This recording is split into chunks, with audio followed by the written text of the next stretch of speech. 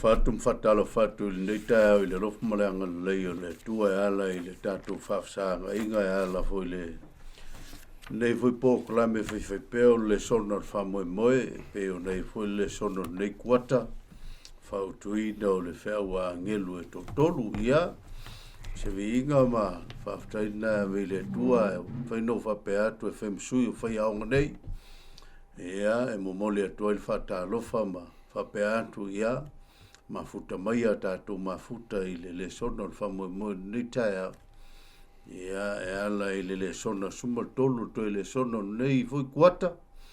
Ia o tātou sāwhalinga i le sona o whamoe moe o lau tāpena ina tātou talo. Ia o nā mata i leo o tātou le sona.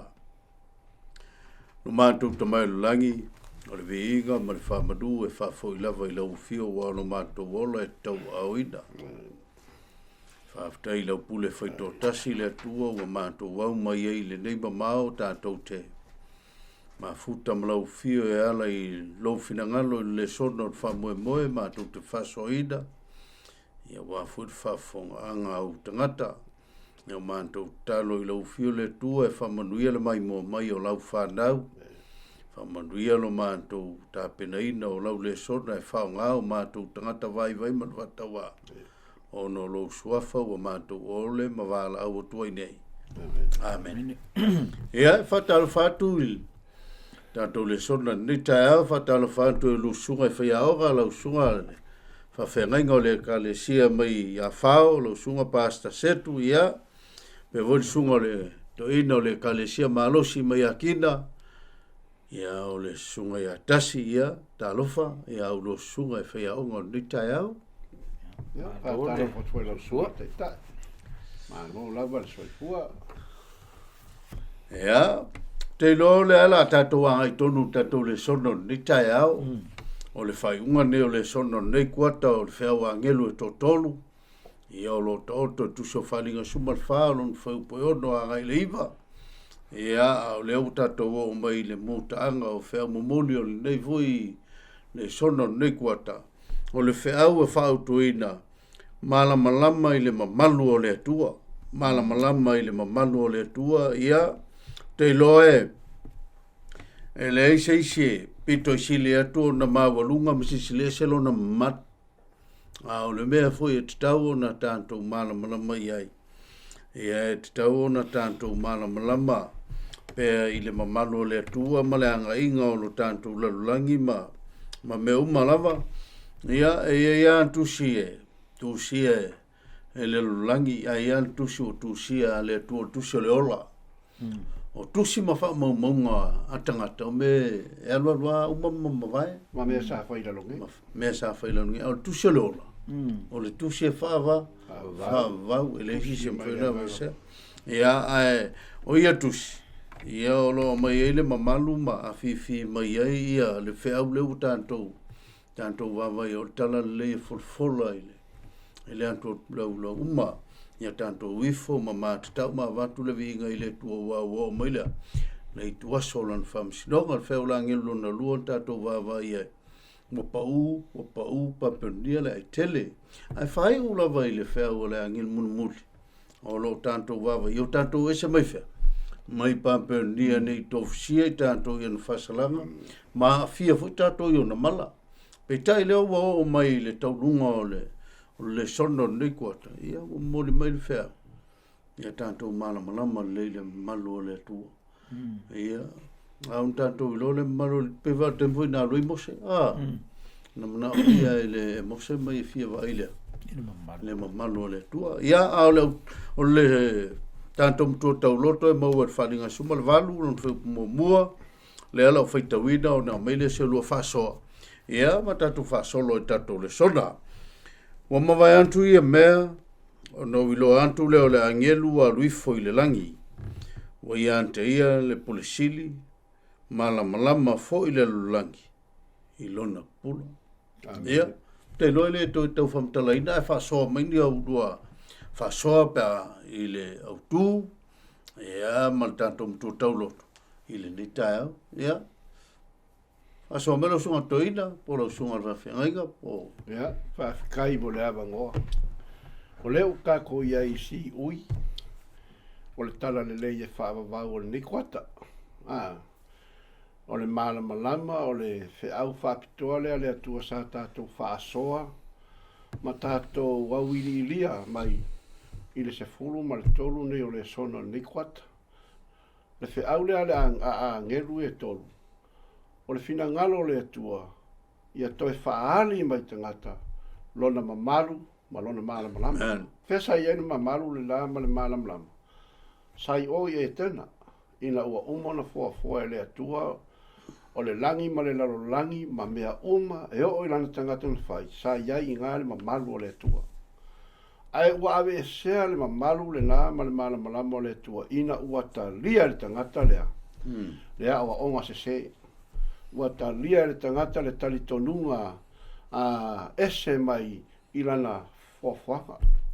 Lea lau tātou o mai nei vai tau le soifuanga ma le ngā tupulanga o loo tau soifua ma mātou wolai. Toi manatu le tua e toi au mai pelo na malama lea. Ina ia toi wha malama I nei tātou o le fesiri aisea. Ina ia I loa e tangata o loo soifua ma ola le nei au ngā tupulanga. E iai le mamalu o le tua, e iai lo na malama ina ia wha malama I nei le laurangi. A le fai mai le tusi lau whaalinga skulwaru le fai tawina e lau sunga fai mua. Ua ma vai atu ia mea, o na oilo atu lea o le angeru walu ifo I langi. Ua ia te ia le pule sili, ua malama fo le lalo langi lo na. Pula. O le whea ule na ave le atua, ilana au na lea sa nofo le motu fo le inka ngaka. O le ngaluenga la le apostolo. O le whaailoa mai ka ngaka I nei au ngā tupulanga. E iai le whaai unga le pānge ka ngei kusu se fua mo kako wolai. E iai longa whaai unga, o longa whaai unga maka ngofie, e iai le malama ma le malu o le atua. I le ka ngaka lia, le whaai longa le atua. Mausi ka I le akua. Ma alofa I le atua. Ma kausi pora I ngā le atua. E iai la le mamalu. E ka ngaka umalanga kausia ma ausia, le polka lama le mal fuafuanga le atua. E la ei o ian malama le. E ia te ia foi le pupula. Ma ia iowa. La le pupula. A le fai menga fast food ka aso ia ngā roi mose runga le maunga. A e foi mai mose. Fai mai ua vaai aku le hu. La le mea le kupu ia mose. Ua ma malu mai mose maunga. Fōringa. O le mea ngā lefi ngaro le kua ia kako. Ia ma le fai unga la se wha popo ringei. Va e ngol ka ko le songa la sunga kai kai. O le fina ngalo le akua. Awange I wha aluma I ngalo kangaka. Awange I wha kāsinga kako. Awa whainge I riwe fuefu. Ia whaola ina tātou. Ia kako kofo I lona matanga fi. Hei, tai lau sunga toina mo le whasoa e. Whatau I le au tua tātou le sona malama le malo le tua. Ia malon pula e lau sunga whainga pet fi whasoa le vaenga. Bau tātou te wawa I le whātou muanga o le tātou le sona le au mai. E tātou te iloa I le tusi o whaalinga sumal walu o le whātumutumunga na o whainga mea le atua ma le lalolangi le nei. Mai o loo iai ia le ai le itupu ia le vaenga muli a o le toa sao le atua wa mo le mea muni a o le ngaluenga le atua e le tu whaua le atua le angasala e alu pea. E ele tai me whaangata I ele tua le angasala. Ai o le mea la le e alai o na whaia I a tātou whaasoa. Ina ia whaangata I fo ele tua le angasala. E le o ai matangata wa filifili la. I le angasala o le tātou manatua mai le mau le whai mai. O le e sau lea. Le angelu ma le pule tele, pule sili a. O le pule na le te maua le tusi o mātaio, le whai mai le tua, le whai mai Yesu wai an te au lea. Wai an te au le pule. Le voi toi maua le mātaio muli a le whai mai Yesu wai an te au le pule o te avatu ia. Ian te o tau le pule le na, o le pule la le na. E tala ia ai mawhaia ia, no uma maso. Lona winga o le aunga o whaasoa uma le tātou te whaia wau te iloa le tātou o le sona muli.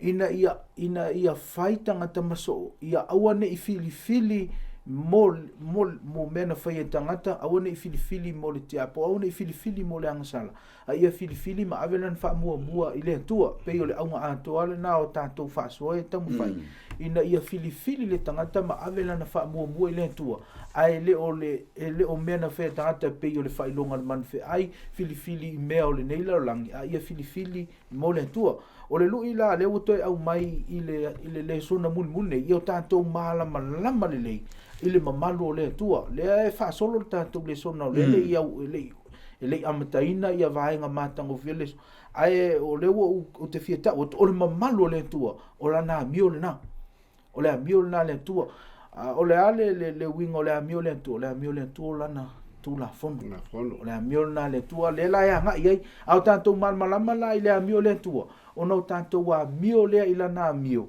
ia o lana tu la fono pauala au wala tato te filifili ia mole tua awa ele mafana va pe wo filifili mole tua ai pule a ula wa mio fai ta filisa noa ula ansal ta filisa noa uli so linga tula ele o se a mio lana le tua le ala o pe o le tau fa to mwanga le tau fai fa so atu ale au mai el tanto le sona atoa ia le matango o fio le mamalu o le tua e te tau na mala mai tanto le fu e tau tala ia ia tanto matu tau loto ia ai o pe o sa u tau wa ai na li so tanga o le matu tau loto male autu ia male tau fa ingol tanto le sona o le nei kuata faftai mole le faftai le fa so ile o sunga fenga le la tanto wa ia tu va nga lona lu tanto le sona sa ni mo fainga ta mun muli lona winga pe folinga mai la va ima mala mai tau pe na mai mo te saloni li man fu mo o le tala vo le fa tau le mai le to fa tu sa fo le mo tangata le fina sa ni fa na fiwa to tinga o mai la vola tinga le fa to e se ya le me tato o le pifolinga mai whaatata mai le anga ia tu o tangata ke visiano matala faso pito tatu lalo. Ia i teimi ia o teimi ti ngā lalangi o tatu ia. E le mwhaing tatu. Uto ese ai o le mea tau tatu whai. Sao niuni mo whainga. Whainga tā mulmuli ia. Malanga oisi ke visiano. Nā tutia lau ngai nai mo la fio mai. O Yesu le mo va sa ngai tangata ma. Mati ngā leo langa. O ina la tona ta pena mai tatu. Ia faso mai tatu. Vaenga leo tatu le soda. A uro sunga lita. Ka ua le upu le sa ngiungi le fa au kuai la so. Sa ngiuni mo whaingata. O le mere ka ko ki whafkai ai le kua. E le ngā tia le atua ni whaingata. Mani mea e o mai i tangata le laulang pe whakose. A o le kua, ngā ke au mai ia kākou mea e a o wa oi kākou, ia kākou sa ungi pe ia kākou ia oi kau, oi kau. Ka penga ko lengi ia o mai ia kai mea bala au wai a lai fit. Pe ngā fo ila lau kelsiang. Le o le whankaranga la le kākou le songa pe o kākou kanua inga le whailonga le mang wheai. Le o el kākou laulangi. Lenga o minga i kako mai le sul kolu ngai o le songa. E fa mangaku mea kako e iai whaingata e o i ka ngaka o lea kua. E iai foi whaingata e o i ka ngaka o lea. O le lalorangi. O ka ngaka lau lea kua e makua saua inga. E kulafua inga o kouma saua inga o kou e ka ngaka onga o loua. O lou ingoa. O lea la ka penga aku ka kou mo le vaenga le o le fai unga le ngei pange. Ka ko ke ka penga ai, ka ko wa fili e ka lia le fai longa, le fai mau fai longa le atua. Ka ko ke ka penga ai mo whainga tā, e o mai a ka ko, a whainga kanga, e le mai le akua. Whainga tanga e mai whea, mai ka ngaka, mai le mang whea ai, mai malo, mai kai ka inga e ka le sia. I la tau o e ua wha au penga ina. E ave ese le kula fongo le kua. Ai whaia la kua. o la fongo le la ki ko ia ai fa nga wale ko wala nga o mai mala ma pu nga i lo ka ko langi o nga ka ko le ska i le fa i longa le al mang fe ai o nga ka ko u fa i longa al mang fe ai ka ko wi fu pele ko o sa wanga langa le mai fa ko le la ka inga le sa ungi mo fa inga ka muri o le fa ko nga mo e ka lia fa i longa le fa ma fa i longa le tu ai kua ku fo le au ku le e sa ungi foi mo fa inga ta mul mai i la kou o e nga ke i le whailonga, le whailonga le atua, ai ka lia le whailonga le mangwhai. Le mai e wham karanga le ati mua teo, le nga ka ua sunga le ka kukai kai. Oi, a waso matau sanga, e le au ngā ia te outou, le au soe, ono tusi atuai le ia te outou, a wā ua outou i loa, le lei lava, le aso le ali e peo le a. Peo le ngoi le po. Fai kawa kuma le siwa henga, na fa o ngai le lau kustua iari pasta famo, si fai kawa me famo. E fa peo na o mai, le po, e fa peo na o mai, a wā pea tātou fai ane, o lo file mu, o le a faina, o na o le ia te tau le whanu whafua sei, fa peo le whati ngā le fine a whana mai, la tau te leso sola i lava. Upu ia ngā ave la apostolo Paulo i tangata Tesalonia. A wā whawhi ka uli le la kula apostolo, la kupu ia, la kupu le kālesia. Le la wha Amerika ko whamanga kule Amerika ko le songa ringi kai au. I le saungiungi le men mantai o le a whoinga i e lusu wha, a longa whai mai. O le mata ala, o se whawhangu le a whale nganga. Ia wha uta, ia manatu ma mafa iai, i le taimi o tātou ola ai, nei taulai, tātou ola ai nei, ma taulai i mea sili ona au ngā. O le la, mai le vaenga le kako le songa le saungiungi, inga ia kako ka penga ma kako saungiungi, e le ngaka o whainga kāma ki ngā e o mai, i le ka ngaka e whakua kua ma karikongu le atua, ia al ka ngaka fo i whakua kua ma karikongu, i o ngā lava la ngonga, mo mwala te Salonia ngā whaipu, matapu rima, whaika whapea, o tangata le malama o ta malava, ma tangata o le au, tātou te leo ile po, ma le po uli. Luinga e a wao mai a tātou, a whai o le kākou ke malama, mai Paulo i ka ngaki e sākarungi o tau, o tangata o le malama, tau te leo ile, o le po. Ia se whapopakure vaenga le kako le songa, o le ka penga masaungi, o le mea ko kinga le kanga kalawai, o le ka penga masaungi, o le whaamongianga ngā le kanga kalawai, da whai ka penga whaatasi ma le anganga o le tua. Ia malo. Maftai. Ta ole vaenga le ua i le tantou whaasoa sauniuni mo whaingita muli mai, o le mea moni ai, e le o toi whaingofie le soifuanga lea ua tātou ola ma soifua ai le nei lalo langi. Amene. Te le whawhita auli, te le ia whawhita auli i to tonu a onga, whawhita auli i tonu a inga, whawhita auli ia so se mea, ua mana o mie tangata le saunga le mu. Mai tau mai ua mana o mie tangata le saunga le mu, a whela te wawa ai le apopo inga Paulo le kalesi Tesalonia. O le apopo inga fore nā mu i tātou i le taimi lea o tātou iai. Tau ian te au ia le whamatalanga Paulo i le maulena tātou whaita uina. Whai mai ia pēr whaita mai tau ina le whasa mua, whai mai ia le whamatalanga i au tau mataala ma ia whaauta. Ai tau ia te au whapeutania whai mai. Be watchful and be sober. O le sober o le upule ave le tangata foi lea e le o na mana tua ai o na ia a fa sopara o umaloa lo o na lo no winga ve mai ia le famitalanga Paulo yo to matala ma ia fa auto lo no winga ia matala to lo te fa ia o auto fitinga mana tua le sa tanto va ai il so nga to lava o verso ne o le metu tasia sa tane fai o le fa se o le tau whaase, lea e whaonga ina e satani, ia system, ma isi, ma malo, ia ma ekalesia, ma mea e whaonga ina e whaase ai lea, ia le upu moni. Me mai leo Paulo, O la ulu ila ia te utou li te salo ni o le lui fo na mo tatou le taimi o le unga ma taimi muni. Ia o utou matala. Mai awane utou wa. Awane utou ona na pe fase ina utou ilea. Ia o onga se lona winga la. Le anga fe mai Paulo. Ina nei te wa ve utou matangata te I fo ilea pe a fio mai ai.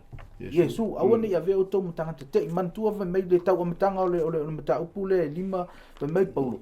Ele o ngana so mafau ele o ngana to tusi atu awa ua leva a wala nei no to tusi atu ia fa manatu atu pe lo no winga o le lui fo na mo tanto o tanga te Cristiano o le manatu tanga to le lalo langi o la wala to I lo le me moni a levo e tanto te faia le tala Paulo sa u le fia tusi atu ia le o tusi atu pe ina ia to bo le matala mafu an vola na o le tanto tu pe wa e tele o tangata o la fe mai wai lo le upu moni ia ai lo tatonunga e fa te ia nei la to ile ile te no le ona le o maua a to le upu ma le luila na le ave ai tanto ma angelu ia ta u ile tu se falinga o ave fe au le tu la tanto te to ta tangata ina ia matala awana I fa te ia ile te mele o le fio mai ai se ai fa te ia ile tangata ile fio mai e fa te ia le tangata pe a fai na o lona tau loto a ai lea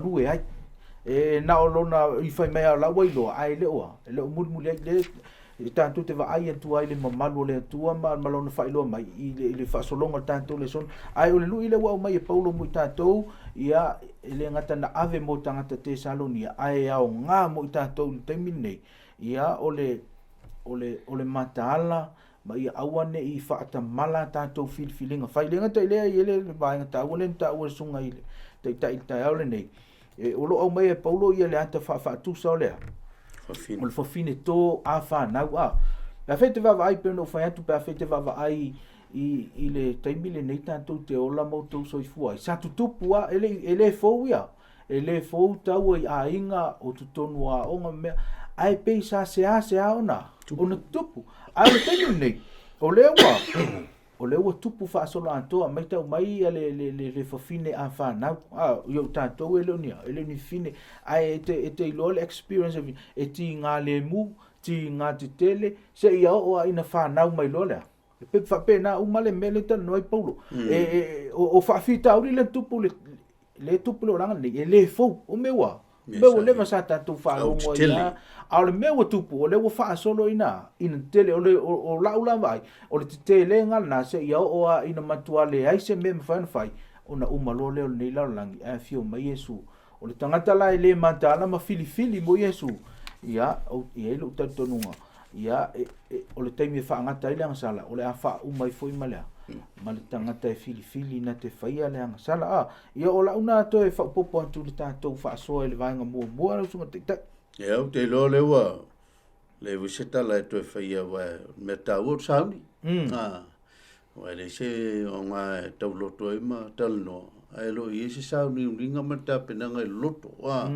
pero le ma talo ia wa le lo le tu aso e sa oila tali o tangata me sa pio ngoi ia wa istemi na mafau wa vule ia fa panga no ele sta penanga amen na nei loa wa lo tu spai o mamla mai lo talo man pongi wa mena tau sa ni amen ia lua la tanto va lo tanto reson ale sila le va ngo sa ni linga o le lo le o le mon le sila le va ngo le o tapena ia wa me foi fam talanga io ne tu sa lo to le pumon asi se me se lo fa so le va ngo tanto fa solo lo tanto le sona ia ma nei fa pu mai o tanto na tu lo so to ina ia mai ale me ta ole main point ia ta o fa per tani after o le ata o ave mai la ku le so malama ile mamal o le di le la o man ka ko kala ngo inga le si va inga le ku o le sa yungi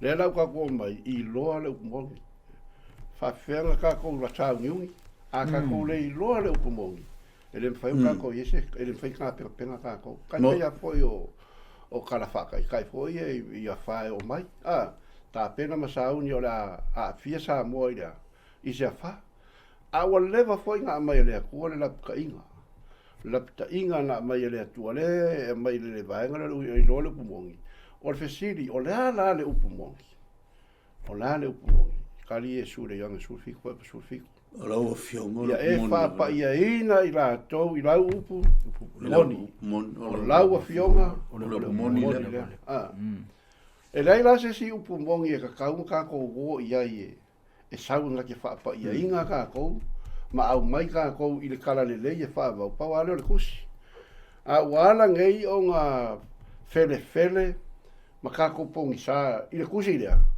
o le ka ko le ilo le upumongi o ka ko o mai si kusi mai si ngusi pepa ma mai kala i lunga o Facebook ngei kai mi ka ko ye o ingana le wa makai o ka ko ese mai pe fe aule a ngelo ko yo ko ese mai fia mai papa i o ka ko lo la le upumongi le fa mai ka vika o lau o keu lo loko laua a fionga inga ngei o wanga sala yate oi ia a fa mai foi fa mtaranga paulo le tusi o lua Timoteo tolu suluongo o tusi pa ia umalava e mai fea mai le anganga o le atua o le upumongi ranga o le kuspa ia o le ale au ngar kuspa ia e au ngai e au awai e awa ai e fa ko wai e fa poko ai inga ia i lola le tala le ia ye Yesu o le upumongi la ali fa mo le la fa fonga mal ka ko afia o le upumongi o le kuspa ia amen o le kuspa ia e le ia se si upumongi pe se si upumongi o le si fiala su kai ka o Yesu lo moni o le tuspa ia le upumoni o tu la foto o le me tonu fa maun pela nei me su le su fa po o ne o la moni mala le ola me su i o la o fio o le upu mon na vale e ke mo Yesu con o tuspai amen au Yesu o le tula fono me David se lo mo se su i fe po se la fa o la tu la fono e fa mauni ma ton no movinga o mea mongi ma mea sao ma mea ko le ala le mai ia va fka le fa mai su le ange lima fa to su mo leiva ia su e o kogi tus a wa to te manatu to te mau ai le fa vai la el mele ka u ala ka ko su ko spa ia le ko e mau ai ka ko le ola ai mul fa mai o tusi voia o laia mau ia ia so ko la ki le va ngalo la colección la so kai ya lo sunga fenga pesa va po le va on te le so e lo le wa mana lo fa so ina ia va ngata o le so ngole so le i paulo mea e ala no tanto vai io tanto le so vende ala fun fa se ina tanto tala tanga e te le ulo ala tus e sa wala tangata va mai o isi me ia ma el want to ia lo le o le tusi na me le tu e fai mo ta ia ele me fai na se ta to feeling ai fai ta le anga le upumoni le le fa le fa mai ane le valu ho po to su malua e loa foi e o tou le upumoni e tu sa o loto foi o tou ele upumoni o ia unga upuia o Yesu o le ala e kalango o Yesu anga ilanga upumongi o ivo o le ama i elfina ngalo Yesu moita tato a kako ora le upumongi sa roko amen a kako ese lo mo le upumongi a lola i lo sunga kai ya ma lo te mi tu le no sunga te fa so me lo sunga le fenga ile vai ngalo te tole sona fa o pe fa fonga ya o sa tu ma ne fo ma tango fil fa un longo mal va vai tria fa so me lo sunga fenga va tai te lo le ele si me e sili ona matango fie ia te ue fatau i le taimi o le whaafonga po le Reformation, le taimi. O mau au tua le a tangata ia na toe fuata ina ia po le whaafonga pe toe whaafo po le alava lau whaasamoa i le upule le Reform. Ia o le afu, o le lantou mau au tua o le tuspa ia the pipe alone. Na le paua na le whaavai o le lantou o le lantou o talitonunga.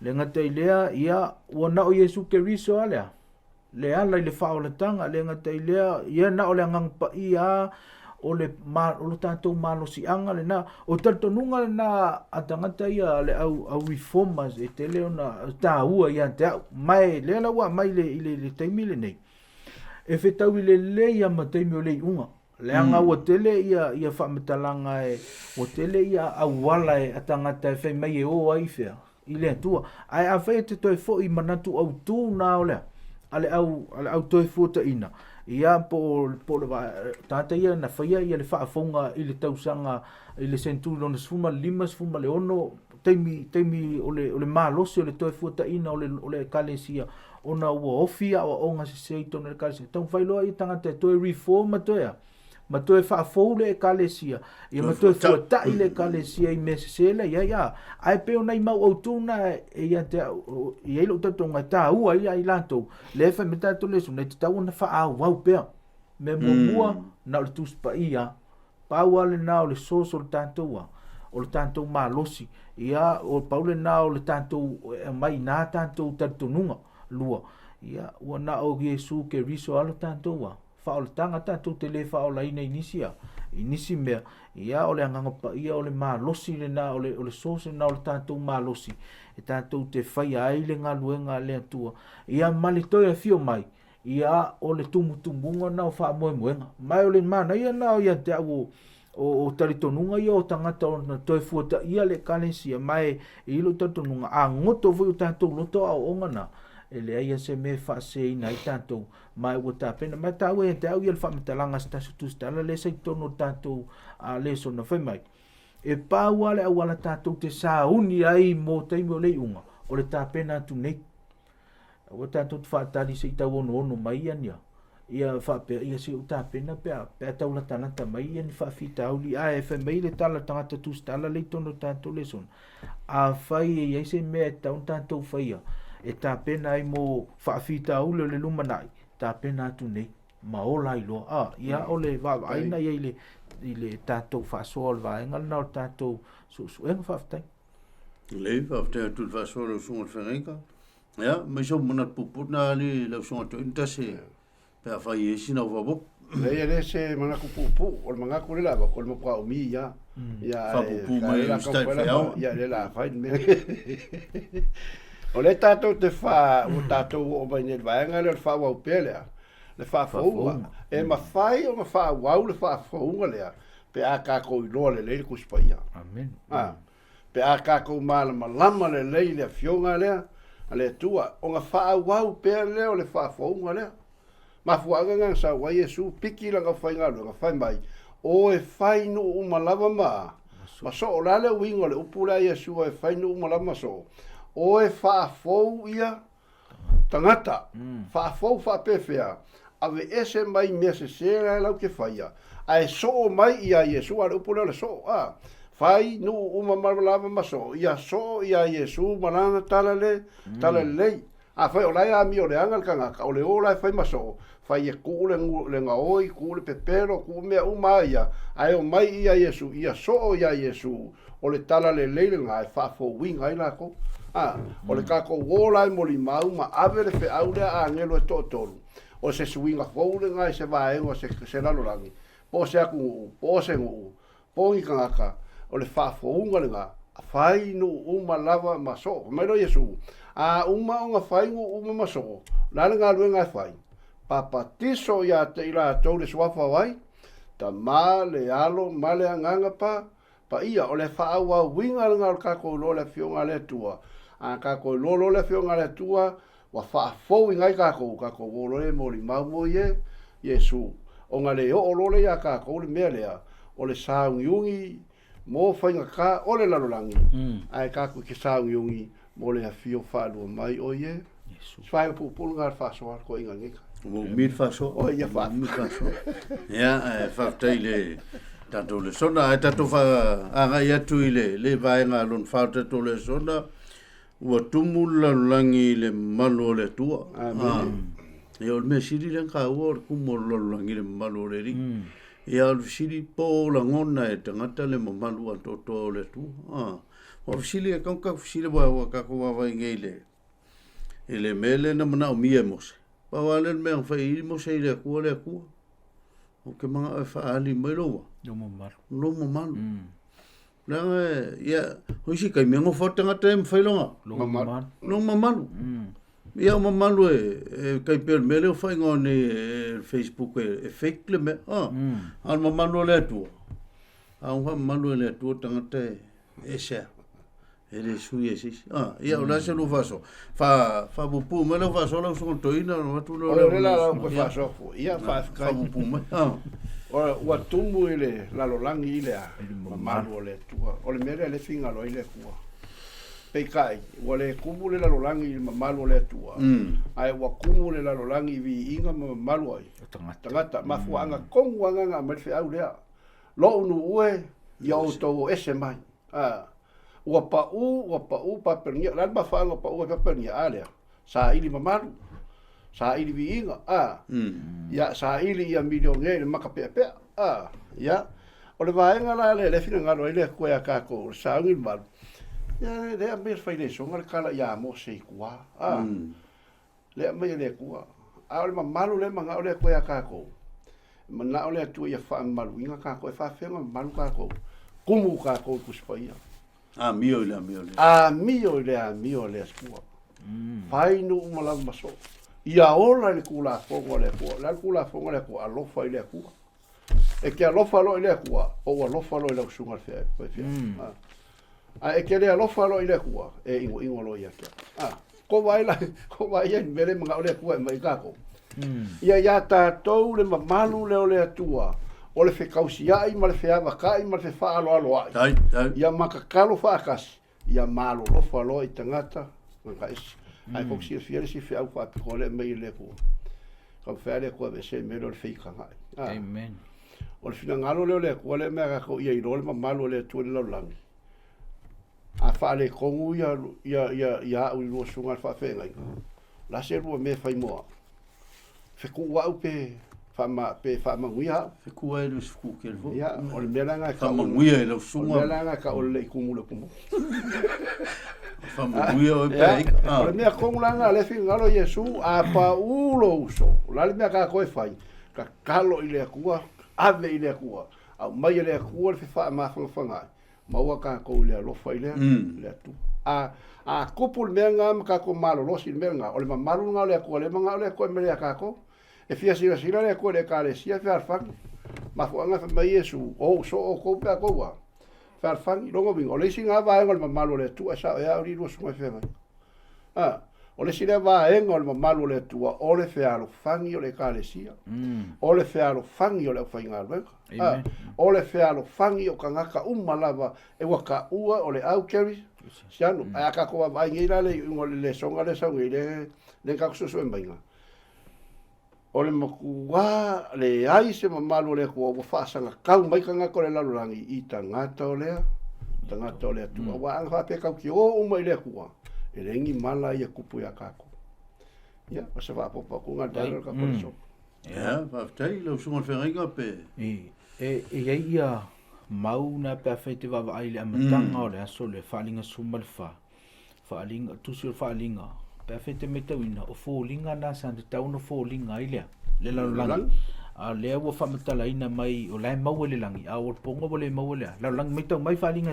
fa fa pusuma tasi le la fa pu wantu fa mai tau no fo le inga ile tua wa o ina fa ia me o malo no winga sa tau no mau le inga le tua la langi wa o ina na fa ia falinga lima fa pusuma le lua e te mau fa mai e tau no fo le inga ile tua ia awa o ia na fasia o ia na fas o le ma moewa o fasia lo na winga sa tau na maua le vi ingo le tu langi ai tau le maua ai a fete me tau ina o le maua le lang falinga sui fa mua ia fa mai o aleluia la o le fa o le tanga ma le mamalu ma le vi inga ia o le tu e ona o na winga pe fete me tau ina o le mena o le vi inga le tau na maua se tau na maua le tu valinga lo suma tasi fe pe lo suma lo famtala ina i le langi foa ai fe mai le fe upule na e luas fun ma le no valinga luas fun tas fe mai la tote au mai fo i ai le mamalu ma le vi ingoa o no lo no winga fe mai a faia le Jerusalem fo o le mamalu a to o no e tau na fo i fe ile tua ale pon ua le maua ile ua le maua le vi inga o le tua a mai tau mai la a feite fisidi o le ale malu ma le vi inga o le tua le la tanto te maua tu se so to tolu suma tolu a le fe mai ia fa matalanga ina ua al tu mo se fe lo i ma le tua fa lo wa tu mo sa se pe le palini el mele o le lo o le vai mai le tu te wa te le o vai le tu fa melo le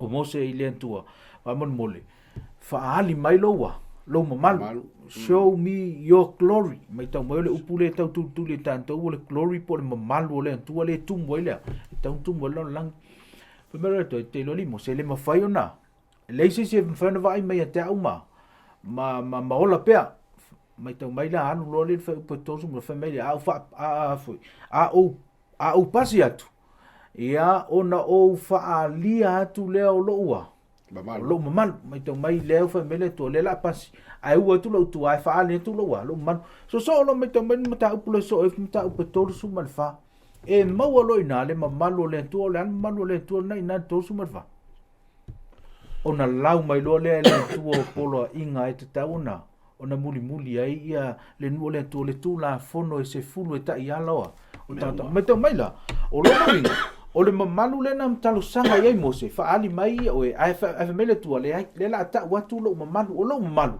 o le tu tonu la ua o la ua mio o lo no winga la le tato fa so ta nei male au fa fonga o le mamalu o le tua o le tu tonu o lana mio o lo no winga o le mio na tau na mio i tato le tau ta la alpon ia o le foi le vinga le tua ona e se tato ta la inga e se tato wa mio ai o le mamalu na le tu le mana le tu ia tu mo le lalo langi lo na mamalu mio uma tata le mio le tu bo tu le lalo langi lo na mamalu ia ai o le fa no o le tele tata le fe me bo le to ia ngale mio le vole au ngale tu la fu no mingo lu fa me vole to ya ngale mi vole tu ole au ngale tu ole au ngale mi ole tu malu na malu ia ole ta va island na fa so ino ta tu va ngale lo suma teita ia ole malu ole tu le o ta tu mo o la na mi o la na tu la fon ia o ta tu ngal venga la ole ta la yo la mi ole tu ai silia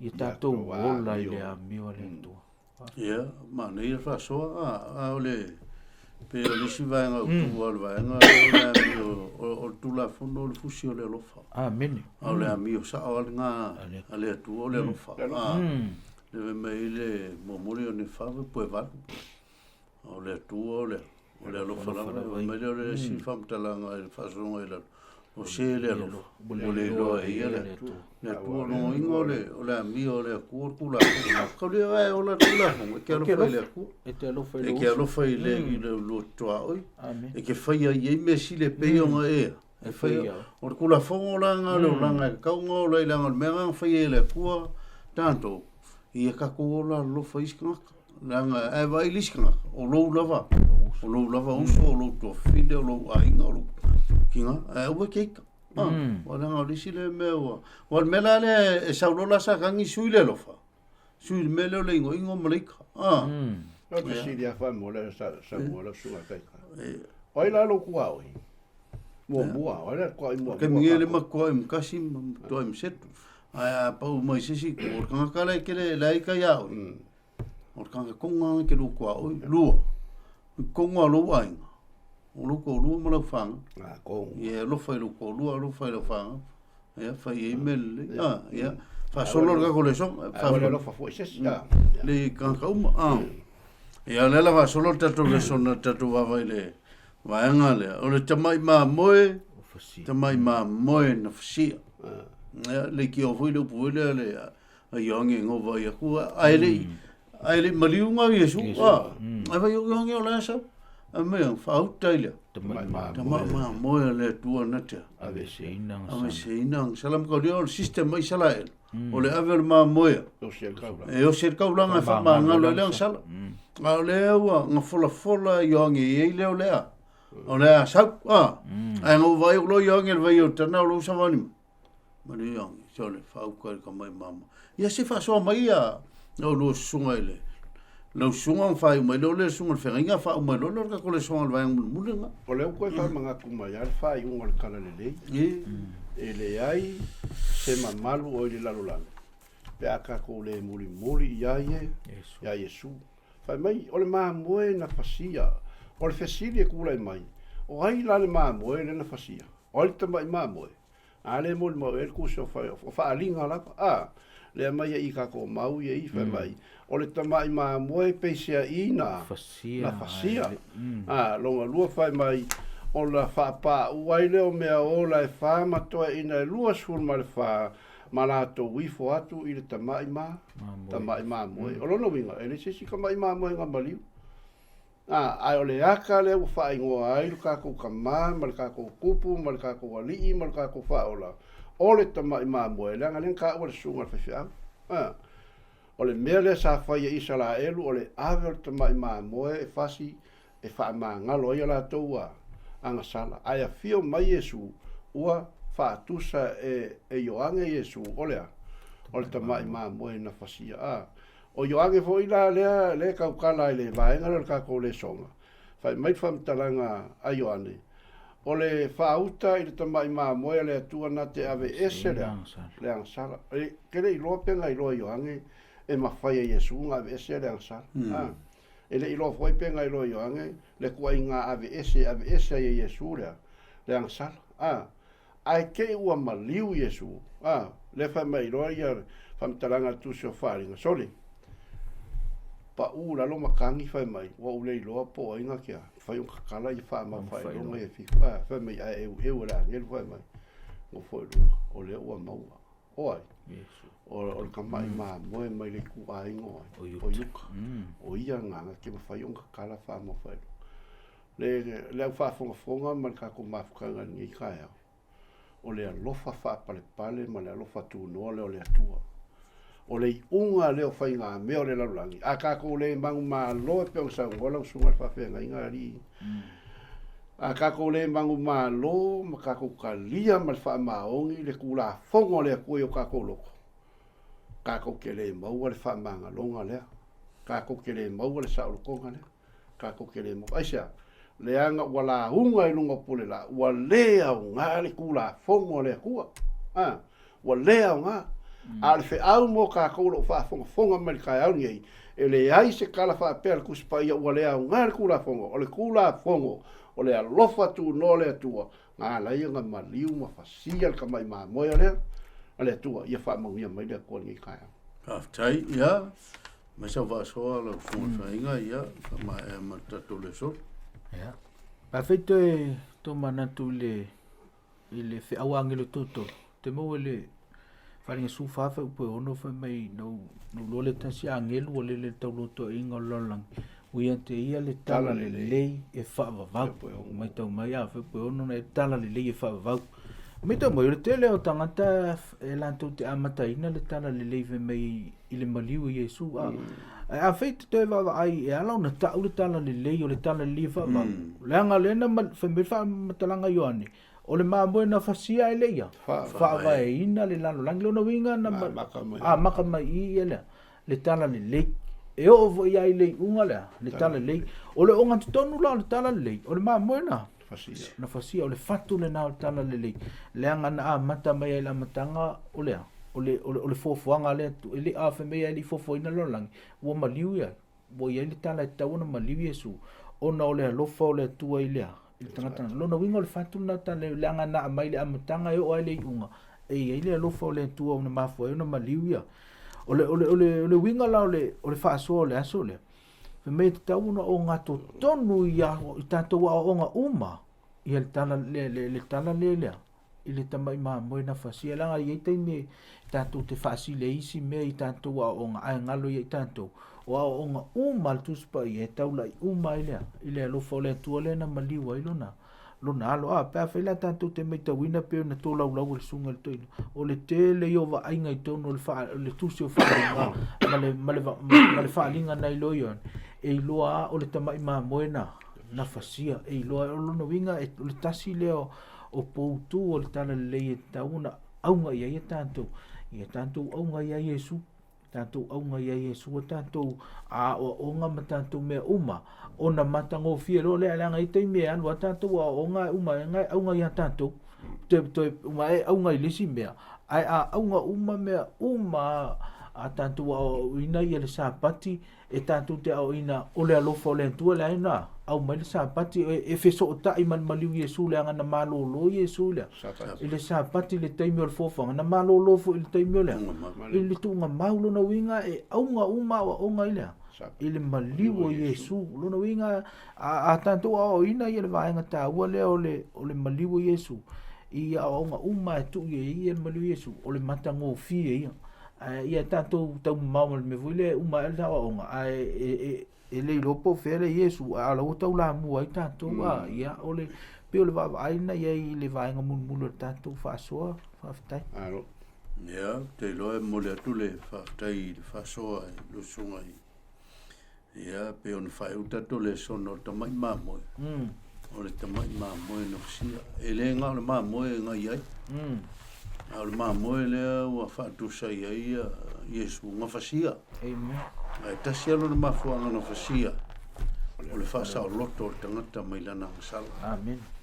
Ma ngalo o tangata. E le ia se si mafuanga o le whasa tau roina o le mamoe a le atua.